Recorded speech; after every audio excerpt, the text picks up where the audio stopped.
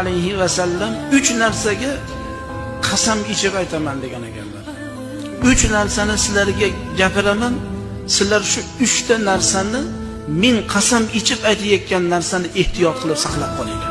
Birinchisi, banda qilgan ehson sadaqotlari bilan moli kamaymaydi.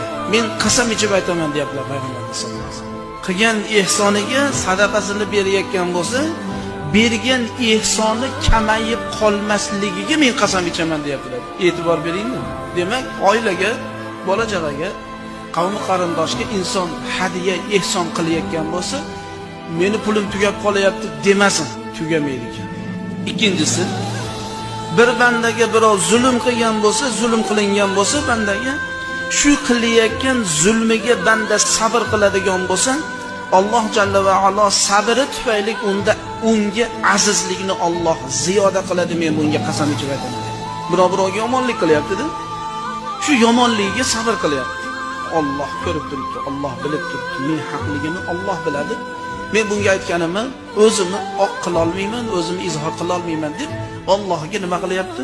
Sabr qilib, Allohga ishini topshirib turibdi. Shu topshirib turganligi uchun Alloh unga bir farajlik, bir kenglik, bir azizlikni Alloh faqat ziyoda qilib beradi, xolos. U ashi qiyinchiligi bilan zulmni bilan qolib ketavermaydi.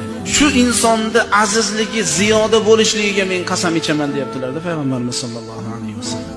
Uchinchisi, bir so'raguvchi banda so'roq eshigini ochsa, o'ziga tilamchilik eshigini ochsa, Alloh jalla va ala muhtojlik eshigini u bandaga ochib qo'yishligiga men qasam ichaman deb so'raveradi.